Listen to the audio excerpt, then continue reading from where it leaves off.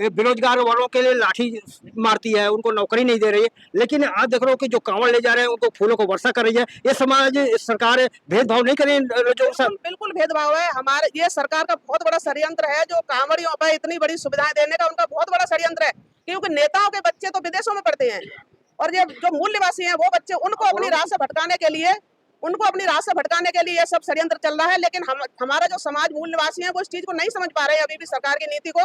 और अभी आपने पूछा था कि हिंदू धर्म और बौद्ध धर्म में ऊंच नीच भेदभाव बहुत बड़े बड़े षड्यंत्र। बुद्ध धर्म में समान अधिकार है। अगर कोई बुद्ध धर्म में आता है अपनी बुद्धि से काम लेता है तो वो ऑलरेडी बुद्धिस्ट है, लेकिन वो बेशक ना बताए, लेकिन वो अपनी बुद्धि से, हमने मकान मेहनत करके घर जमीन खरीदी, जमीन लेके घर बनाया और हम उसमें गृह प्रवेश करवाने के लिए पंडित को बुला रहे हैं। मतलब हमारे अंदर, हमारे बच्चों के, हमारे परिवार में, हमारे समाज में कोई ऐसी काबिलियत नहीं है।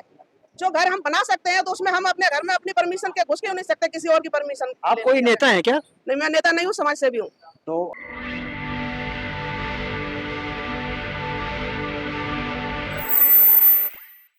साथियों, नमो बुद्धाय, जय भीम।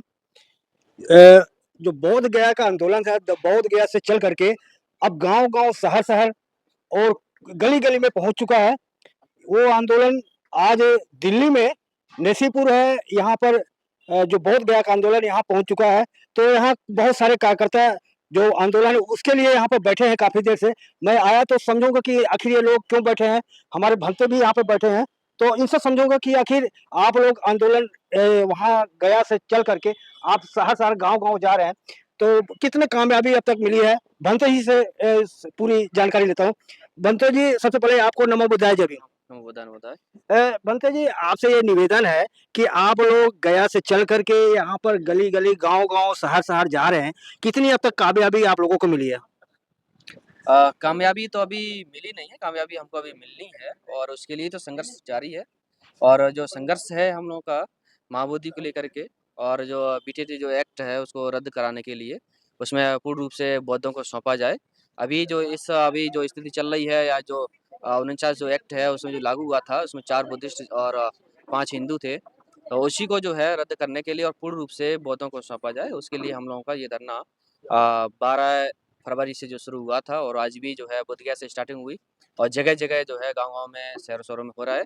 और दिल्ली में आज जो है ये, दिल्ली में इससे पहले भी कई धरने हुए। 9 तारीख हुआ, उसके बाद फिर 13 तारीख हुआ, उसके बाद फिर 3 दिन और दोबारा मीडिया भवन में मीटिंग हुई है। तो अभी जो अनिश्चितकालीन का जो एक धरना जो है यहाँ पर बुद्ध जयंती पार्क, नशीरपुर, ये द्वारका सेक्टर 1 के पास, इसमें यहाँ पर शुरू किया है। और मैं आह्वान करेंगे जो दिल्ली के सभी जो भिक्षु संघ है और उपासक-उपासिकाएँ, इसमें आकर के सबको यहाँ सपोर्ट करें और अपना टाइम दें और इसको जो है ज़्यादा से ज़्यादा बड़ी संख्या में यहाँ पहुँच करके धरने को जो है वो सक्सेसफुल से आगे कामयाब हों, इसके लिए हम सभी प्रयास करें। मेरा ये सभी से निवेदन है। भंते जी, कि जो समाज में कन्फ्यूजन है, जैसे लोग कह रहे हैं कि हिंदू और बौद्ध जो दोनों एक ही परिवार के हैं, तो आपस में क्यों लड़ रहे हैं? समाज को क्यों बाँट रहे हैं? ये तो एक ही परिवार के हैं दोनों। नहीं, ऐसा बिल्कुल नहीं, किसी ने कहा एक परिवार के हैं। बौद्ध अलग हैं, हिंदू अलग हैं और हिंदू कोई पहले से नहीं है, हिंदू शब्द तो बाद में आया है। सनातन ये बुद्ध का शब्द है, तो हम कहीं भी नहीं जानते हैं कि हिंदू कौन है, बुद्धिस्ट कौन है। हिंदू भी तो ये बुद्ध को मानते हैं ना, उनकी आस्था है, उनकी पूजा करते हैं। नहीं, हिंदू लोग कोई बुद्ध को नहीं मानते, केवल बस एक मूर्ति लगा के दिखावा होता है। बौद्ध को, जो बुद्धिस्ट जो लोग हैं, वो बुद्ध को केवल मानते हैं। बाकी आजकल ज़्यादा बुद्ध को जो फॉलोवर्स हैं तो वो उसमें ना जाएँ, इसलिए हिंदू लोग जो है एक दिखावा कर रहे हैं कि हम जो है बौद्ध लोगों को या बुद्ध को भी हम मानते हैं, क्या ऐसा उनका दिखावा क्या है। बौद्धों में जातियाँ हैं, अलग-अलग बुद्ध होते हैं क्या? कि ये कुशवाहा का बुद्ध है और ये मौर्यों का बुद्ध है, ये पटेलों का बुद्ध है, ये एससी-एसटी का बुद्ध है। बौद्धों में क्या जातियाँ हैं? नहीं, बौद्ध में कोई जाति नहीं है। बौद्ध यानी बुद्धिस्ट बुद्धिस्ट होता है, इसमें कोई किसी प्रकार की कोई जाति नहीं है। और बुद्ध ने ना कोई जाति कोई बनाई है और ना कोई आगे जाति होगी। तो ये क्यों भ्रम फैलाया जा रहा है कि ये आप में बँटवारा है, आप लोगों में फूट है, आप लोगों के ये मजबूती क्यों नहीं बन पा रही है? ये अज्ञानता की बस है, जो लोग अपने आप को एक जातिगत विशेष से देखते हैं। बुद्ध को अच्छे से पढ़ा नहीं है, बुद्ध को अच्छे से जाना नहीं है कि बुद्ध ने हमको क्या दिया, क्या समझाया है, कौन-सा क्या उपदेश किए हैं, ये लोगों को नहीं पता अभी तक। अच्छे से उन्होंने जाना ही नहीं है, बुद्ध को समझा ही नहीं है। तो बस लोगों को आप क्या समझा रहे हैं लोगों को? मैं तो ये, बुद्ध ने जो समझाया है कि हम सभी मानवता के साथ आगे आएँ और मानव जीवन ही सबसे बड़ा जीवन है और उससे बड़ा कोई धर्म नहीं है।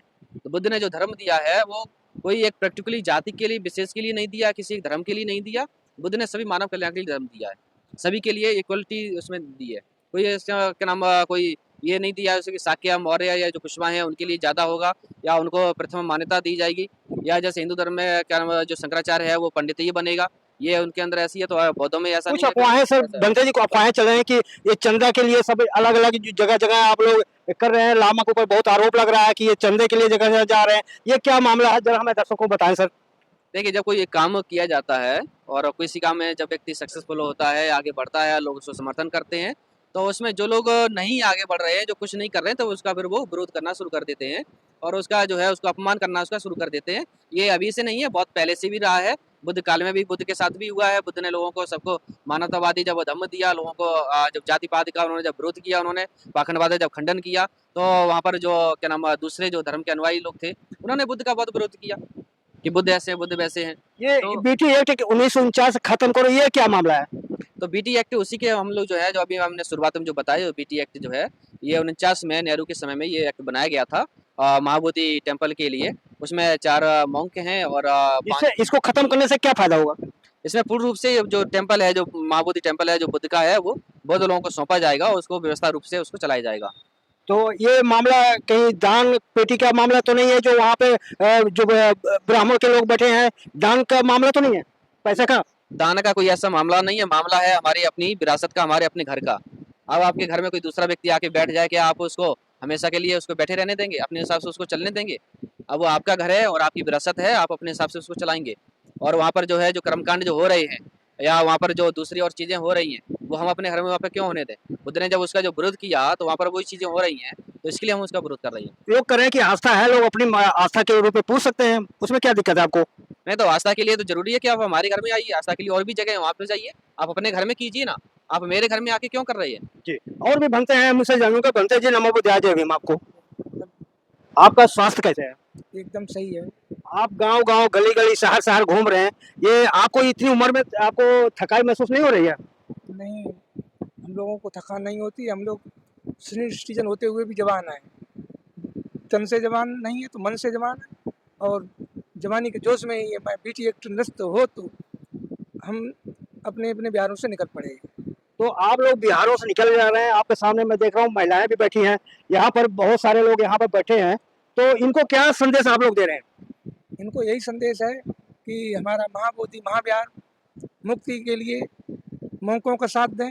हम सभी उपासक गण और मोंक सभी इकट्ठे होकर के कंधे से कंधा मिला करके बीटी एक्ट निरस्त के लिए अपना आंदोलन करें, और सरकार हमारा साथ नहीं दे रही तो सांकेतिक आंदोलन में हम लोग पीछे ना रह जाएं। तो और ये बेटी एक्ट के अलावा भी इनको कोई ज्ञान की बात बताते हैं आप लोग?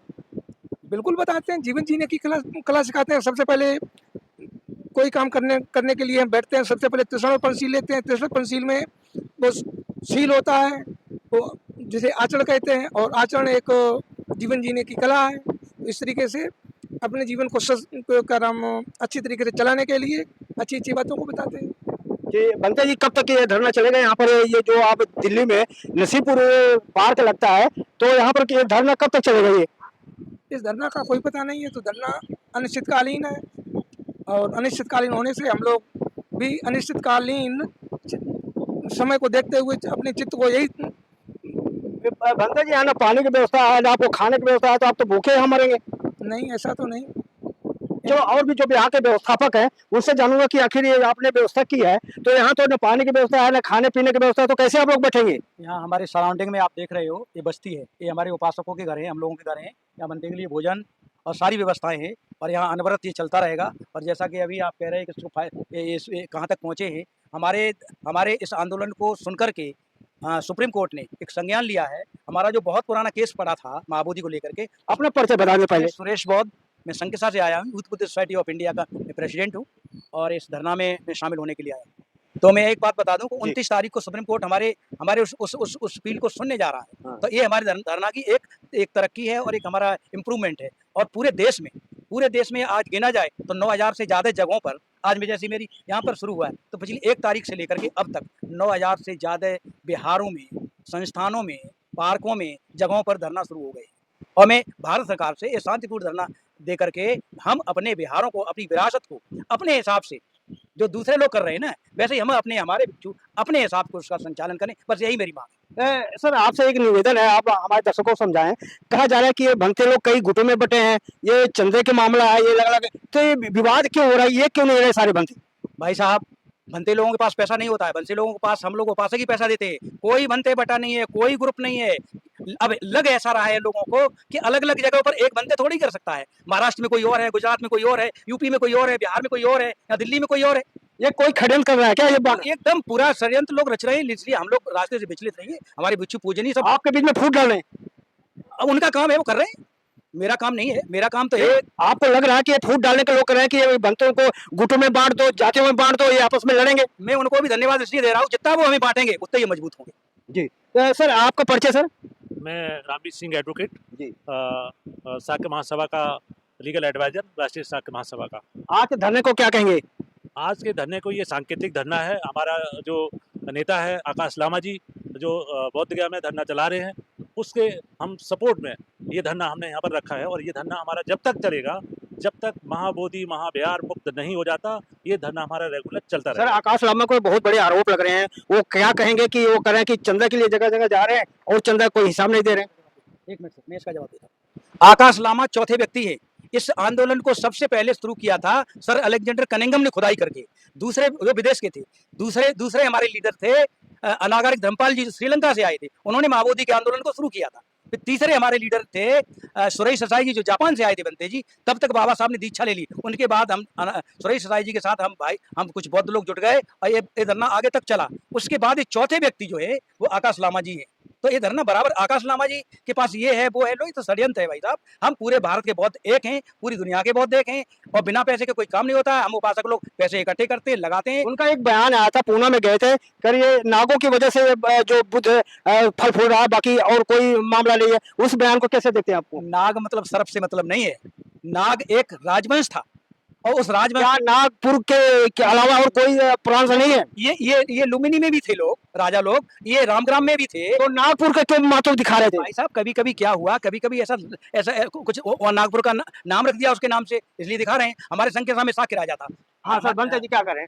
नागपुर नाम का प्रचलन इसलिए कर रहा है कि बाबा साहब ने नागपुर में बौद्ध धर्म की दीक्षा लिया, इसलिए वो नागपुर का भी प्रचलन आ रहा है। जहाँ तक नाग के संबंध में है, शेषुनाग वंश जिसकी राजधानी वैशाली थी, और द्वितीय बौद्ध संगति कालाशोक ने वैशाली में करवाया। तो ये सिर्फ वो नागपुर की बात नहीं है, नाग वंश है। कर्नल जेम्स टर्ड ने मौर्यों को भी नागवंशी बोला है।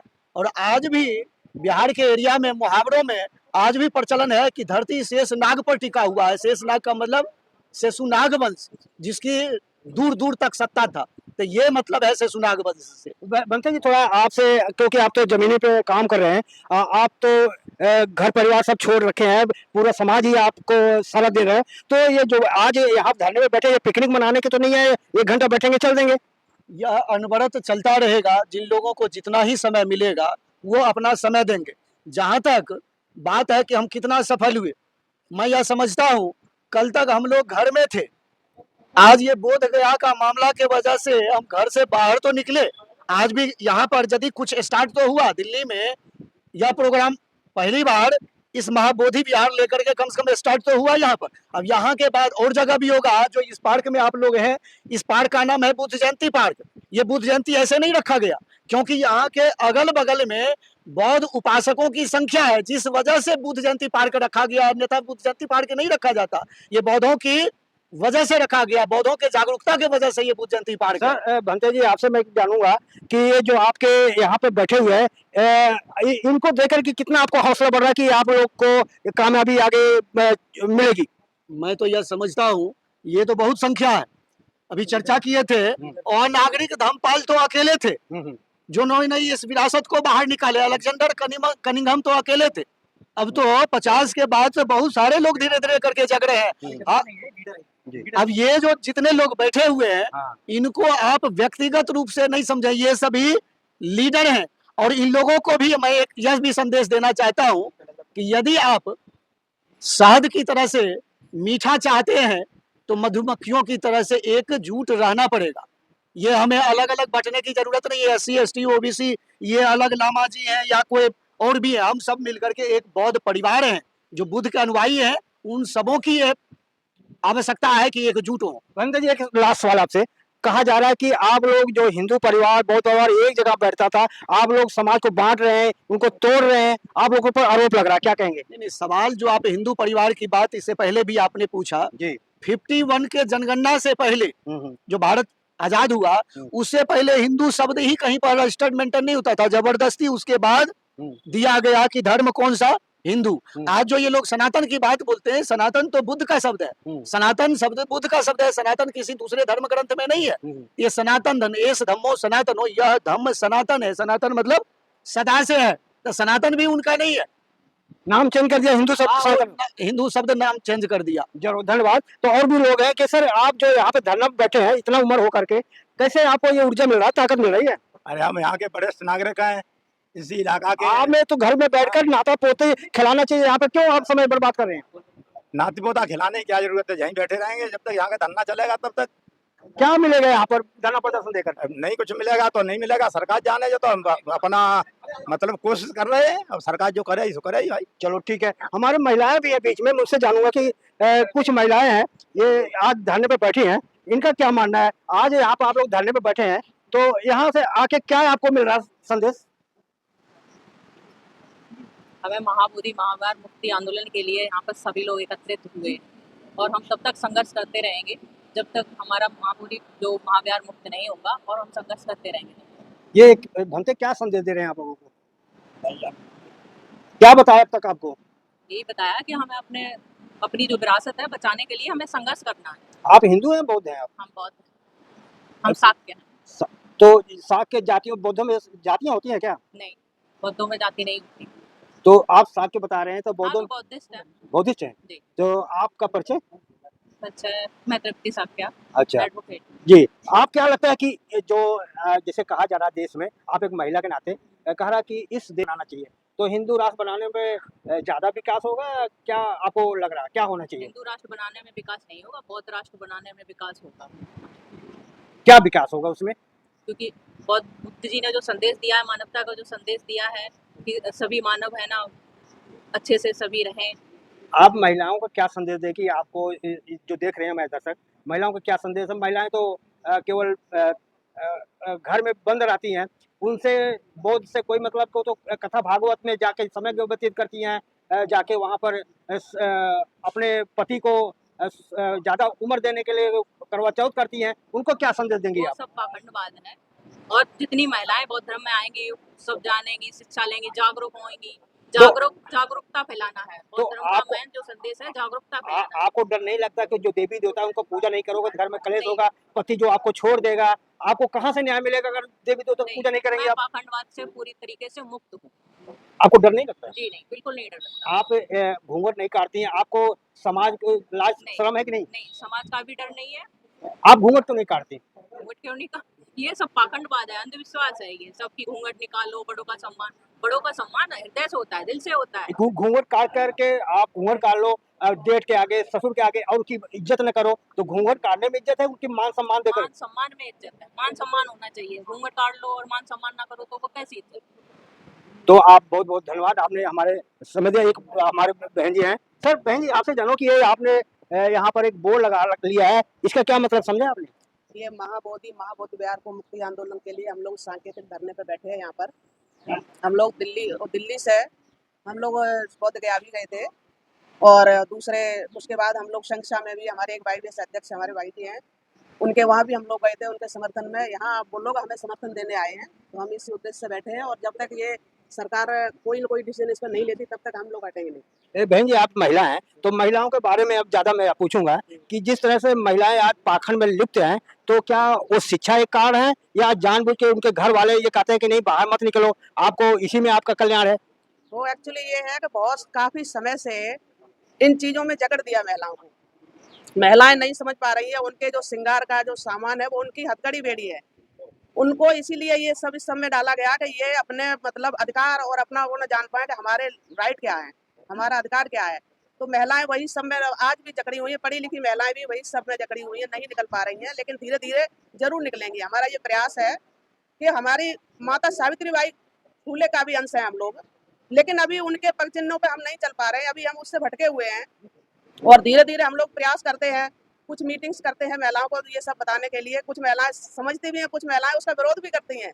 वो कहती हैं कुछ दिन पहले तो आप भी यही सब करते रहे। तो जब हम नहीं जानते थे एक्चुअली हमारी शादी, वैसे तो शाक्य होता ही बुद्धिस्ट है, शाक्य है तो बुद्धिस्ट है, भगवान बुद्ध का वंशज है, लेकिन इन चीजों से हम लोग वंचित थे अभी तक। अच्छा, जैसे महिलाओं के बारे में ज्यादा पूछूंगा आपसे, आप जैसे घूंघट नहीं करते तो आपको समाज ताना भी करता है कि अरे आप ससुर की इज्जत नहीं कर रहे, जेठ की इज्जत नहीं कर रही है, घूंघट नहीं कर रही है, तो ताना तो मिलता होगा समाज से। घूंघट की परंपरा तो अब खत्म ही होने वाली है। वैसे हमारे बुद्धिस्ट समाज में तो घूंघट की प्रथा कभी रही नहीं।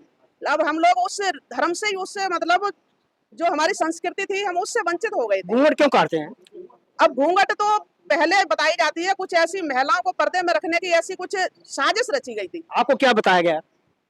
हमें बताया इस तरह से, ऐसा तो नहीं बताया गया जैसे कि कभी पर्दे, मतलब कोई मुगल शासन में पर्दा घूंघट ये सब ऐसी परंपराएं बनी हुई थी। कोई भी चीज है, एक पीढ़ी अगर उसको कर लेना तो वो पीढ़ी दर पीढ़ी वो परंपरा बन जाती है इस तरह। लेकिन आज शिक्षित समाज जो हो चुका है ना, किसी भी धर्म को फॉलो करने वाली महिलाओं घूंघट को नहीं करती है। एक लास्ट सवाल आपसे पूछ रहा हूँ, आज बच्चों को पढ़ाने के लिए क्या करना चाहिए? जब बता उसको पुजारी बनाना चाहिए कि डीएम एसपी कप्तान बनाना चाहिए? बच्चों को क्या करना चाहिए? पुजारी तो बनना बहुत आसान है। पुजारी तो एक अनपढ़ अनभिज्ञ वो भी बन जाएगा पुजारी, क्योंकि पूजा करने के लिए कोई डिग्री कोई काबिलियत नहीं है। हर व्यक्ति कोई भी चंदन लगा के बैठ जाएगा और बता देगा दो चार बातें। लेकिन डीएम एसडीएम बनने के लिए एक कठिन प्रण करना पड़ता है, पढ़ाई करनी पड़ती है, इसलिए उसकी उपाधि सर्व ऊपर है। मैं आपके की सोच समझना चाह रहा हूँ कि जिस तरह से अब मैं देख रहा हूँ सरकार है जो है बेरोजगार वर्गों के लिए लाठी मारती है, उनको नौकरी नहीं दे रही है, लेकिन आज देख रहा हूँ कि जो कांवड़ ले जा रहे हैं उनको फूलों को वर्षा कर रही है। ये समाज सरकार भेदभाव नहीं कर रही जो बिल्कुल भेदभाव है। हमारे ये सरकार का बहुत बड़ा षड्यंत्र है, जो कांवड़ियों पर इतनी बड़ी सुविधाएं देने का उनका बहुत बड़ा षड्यंत्र है, क्योंकि नेताओं के बच्चे तो विदेशों में पढ़ते हैं और ये जो मूल निवासी हैं वो बच्चे, उनको अपनी राह से भटकाने के लिए ये सब षड्यंत्र चल रहा है। लेकिन हमारा जो समाज मूल निवासी है वो इस चीज को नहीं समझ पा रहे हैं अभी भी सरकार की नीति को।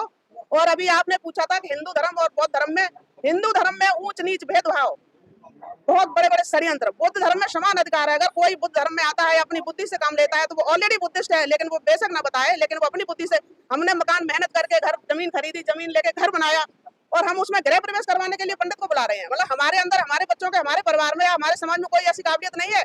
जो घर हम बना सकते हैं तो उसमें हम अपने घर में अपनी परमिशन के घुस क्यों नहीं सकते, किसी और की परमिशन? आप कोई नेता है क्या? नहीं, मैं नेता नहीं हूँ, समाज सेवी हूँ। तो इतनी जानकारी आपको कहाँ से मिली? किताबों से मिली। कौन सी किताब? माता सावित्रीबाई फुले की किताब पढ़ी मैंने, और भगवान बुद्ध की किताब जहाँ जहाँ कदम पड़े गौतम के वो पढ़ी। और बाकी समाज में जब महिलाओं को क्या संदेश देंगे? कौन सी किताब पढ़े? महिलाएं माता सावित्रीबाई फुले की, फातिमा शेख, नाम अभी नहीं आ रहा था। तो ये महिलाओं को पढ़ना चाहिए, अपने अधिकार जानने चाहिए। हमारे समाज में, हमारे देश में, भारत में ऐसी ऐसी महिलाएं हुई हैं। एक माता सावित्रीबाई फुले को हम बारंबार नमन करते हैं कि ऐसी महिला, ऐसी शख्सियत जैसी विश्व में नहीं हुई। उन्होंने अपना एक प्रण ले लिया था कि जीवन में अपने बच्चे पैदा नहीं करेंगे, समाज के बच्चों को आगे बढ़ाएंगे। धन्यवाद, आपने समय दिया इसके लिए बहुत बहुत। परिचय अपना? मीरा सिंह साक्या। बहुत बहुत धन्यवाद। तो आप देख सकते हैं कि किस तरह से धरने पर बैठे हैं। ये हमारे बौद्ध महासंघ जो बिहार से चल करके आया था, तो बहुत सारे यहाँ पर हमारे देख सकते हैं यहाँ पर बैठे। कब तक बैठेंगे? तो भाई साहब, आप यहाँ पर धरने कब तक बैठेंगे? अनिश्चित काल बैठे रहेंगे जब तक ये जो एक्ट खत्म नहीं कर देंगे। परमिशन लिया है सरकार से? परमिशन पुलिस नहीं है? अरे परमिशन नहीं है, सब परमिशन नहीं है। तो देख सकते हैं कि भारी संख्या में यहाँ पर। अच्छा सर, आपको लगता है कि संख्या बढ़ेगी आप लोगों की? बिल्कुल बढ़ेगी। अभी तो ये आज पहला दिन है। तो परिचय सर? मेरा नाम अमर सिंह साक्या। आपके धरने पे क्या कहेंगे? हमारे धरना का यही नियम है कि जो बीटी एक्ट 1949 है इसको खत्म करना है, और प्रतिदिन यहाँ पर और सांकेतिक धरना हमेशा यहाँ बराबर रहेगा। और यहाँ के लोगों ने प्रण निश्चित कर लिया है कि चाहे कुछ भी हो जाए हम यहाँ से उठेंगे नहीं, और बीटी एक्ट 1949 को खत्म करवा के इन जनता को क्या फायदा होगा आपका जो बीटी एक्ट खत्म करोगे? ये जनता को बहुत कुछ फायदा होगा, यानी हर चीज में हमको फायदा मिलेगा। हमारे बच्चों को पढ़ाई लिखाई में बेनिफिट देगा। जिस प्रकार से ये मनवाद चला रहे हैं, हम उस मनवाद को खत्म करने के संविधान के संबंध में है, जो कि हमें बाबा साहब ने दिया, और उनके संविधान के तथागत साकिबुनी गौतम बुद्ध ने दिया। तो हम उस चीज को मानने वाले हैं, और हमारे सभी बच्चे, महिलाएं, ये सभी उस चीज को मानने वाले हैं। आपको डर कहाँ से खत्म हुआ? आपने बुद्ध को मानने लगा और सारे देवी देवताओं को छोड़ दिया? हाँ, हमने जब भगवान के बुद्ध के शरण में पहुंच गए तभी से मेरा डर खत्म हो गया। हम उस चीज को मानते हैं कि हमारे तथागत ही सब कुछ है। जब उन्होंने सत्य के रास्ते पर चलाने का मुझे ज्ञान दिया, तो सत्य के रास्ते पर। हनुमान जी की शक्ति नहीं है आपके घर में? अरे हनुमान जी की शक्ति कहाँ से आई? हमने देखी नहीं पाई है। हमने उस शक्ति को देखा ही नहीं है, तो हम कैसे माने? हम तो जिस चीज को जानते हैं, भगवान बुद्ध के नियमों पे चलते हैं, तो चल करके हमने देखा कि इसमें कितना आनंद है, कोई आडंबर नहीं, कोई कुछ नहीं, तो हमें तो उस चीज को मानना जरूरी है। धन्यवाद। तो धन्यवाद। तो कैसे लगी हमारी ये बातचीत? आप प्रतिक्रिया में जरूर बताएं। मैं मेवालाल, बहुजन समाज दिल्ली। जय भीम। सर आपका